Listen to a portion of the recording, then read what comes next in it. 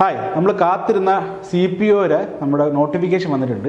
അതാണ് നമ്മുടെ ഈ സ്ക്രീനിൽ കാണുന്നത്. അപ്പോൾ നമ്മൾ പരിശോധിച്ച് കഴിഞ്ഞാൽ അതിൻ്റെ ഫസ്റ്റ് നമ്മൾ കാറ്റഗറി നമ്പർ എത്രയാണ് നോക്കാം.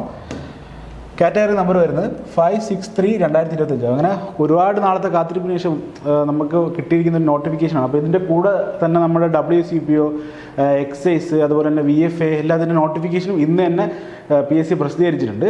അപ്പോൾ ഈ നോട്ടിഫിക്കേഷൻ, അതായത് നമ്മുടെ CPO സിവിൽ പോലീസ് ഓഫീസറിൻ്റെ കേരള PSCയുടെ സിവിൽ പോലീസ് ഓഫീസറിൻ്റെ കാറ്റഗറീസ് നമ്പർ 563-ൽ എന്തൊക്കെയാണ് അവരുടെ ഡീറ്റെയിൽസ് കൊടുത്തിട്ടുള്ളതെന്ന് നമുക്കൊന്ന് ജസ്റ്റ് ചെക്ക് ചെയ്ത് നോക്കാം.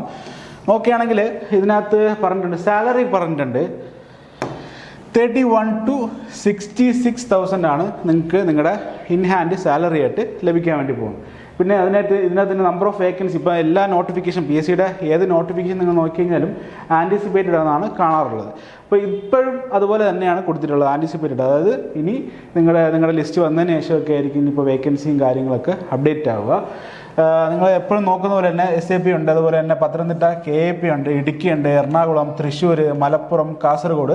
ഞാനൊരു കാര്യം ചെയ്യാം, നമുക്ക് ഇത് കഴിഞ്ഞതിന് ശേഷം ഇതിൽ ഏതാണ് സെലക്ട് ചെയ്യേണ്ടതെന്നുള്ളതിൻ്റെ ഒരു വീഡിയോ ഇതിന് ശേഷം നമുക്ക് ചെയ്യാം. ഓക്കെ, അപ്പോൾ ആദ്യമായിട്ട് ചാനൽ കാണുന്നുണ്ടെങ്കിൽ ജസ്റ്റ് ഒന്ന് സബ്സ്ക്രൈബ് ചെയ്ത് വെച്ചേക്കുക.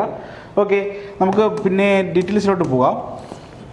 ഇതിനകത്ത് ഇനി നമുക്ക് ശ്രദ്ധിക്കേണ്ടത് ഇതിൻ്റെ എഡ്യൂക്കേഷൻ ക്വാളിഫിക്കേഷൻ അല്ലെങ്കിൽ ഏജിൻ്റെ കാര്യമൊക്കെ പറയുന്നുണ്ട്.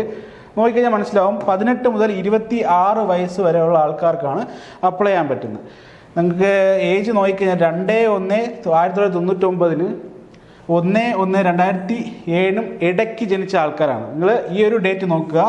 നിങ്ങളുടെ ഡേറ്റ് ഓഫ് ബർത്ത് ഇതിന് മുന്നേ ആണെങ്കിൽ നിങ്ങൾക്ക് അപ്ലൈ ചെയ്യാൻ വേണ്ടി സാധിക്കില്ല. പിന്നെ നിങ്ങൾക്ക് ഈ പറഞ്ഞ റിസർവേഷൻ ഉണ്ടെങ്കിൽ OBC-കാർക്കാണെങ്കിൽ 29 വയസ്സ് വരെയുള്ള ആൾക്കാർക്ക്, OBC-കാർക്ക് 3 വർഷം OBC റിലാക്സേഷൻ ഉണ്ട്.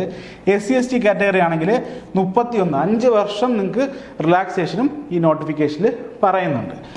ഓക്കെ, അടുത്തതിലോട്ട് പോകാം. നിങ്ങളുടെ എഡ്യൂക്കേഷൻ ക്വാളിഫിക്കേഷൻ വേറൊന്നും വേണ്ട. നിങ്ങൾക്കൊരു +2 നിങ്ങൾക്ക് ക്വാളിഫിക്കേഷൻ ഉണ്ടെങ്കിൽ തീർച്ചയായിട്ടും നിങ്ങൾക്ക് ഈ ഒരു പോസ്റ്റ് അപ്ലൈ ചെയ്യാൻ വേണ്ടി സാധിക്കും. ഓക്കെ, ഇതിനി ഒരുപാട് ഡൗട്ട്സ് വരും, നോട്ടിഫിക്കേഷൻ വന്നതേ ഉള്ളൂ. അപ്പോൾ എക്സാം എന്നാണ്, അടുത്തതിൻ്റെ സിലബസ് എന്താണ്, എല്ലാത്തിനും നമ്മൾ ഉത്തരം തരും. എക്സാം ഒരു എക്സ്പെക്റ്റഡ് ഞാൻ പറഞ്ഞുതരാം. ഒരു ഇലക്ഷന് മുന്നേയൊക്കെ മിക്കവാറും ഇതിൻ്റെ പ്രിലിംസ് സ്റ്റേജ്, അപ്പം അതും കൂടെ ഞാൻ പറയാം. ഇപ്പം 3 സ്റ്റേജ് ആയിട്ടാണ് പരീക്ഷ നടക്കുക. പ്രിലിംസ്, അതുപോലെ തന്നെ മെയിൻസ്, പിന്നെ ഒരു ഫിസിക്കലും ഉണ്ടാവും.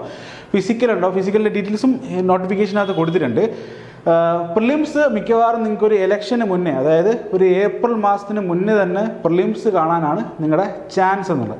അപ്പോൾ കഴിഞ്ഞ പ്രാവശ്യത്തെ കട്ട് ഓഫ് എത്രയാണ്, നിങ്ങൾക്ക് ഇതിൽ എവിടെയാണ് നിങ്ങൾക്ക് പ്രയോറിറ്റി കൊടുത്ത് അപ്ലൈ ചെയ്യേണ്ടതെന്നുള്ളതിൻ്റെ ഒരു വീഡിയോ, അടുത്ത വീഡിയോ കാണാൻ സ്റ്റേ ട്യൂൺഡ്.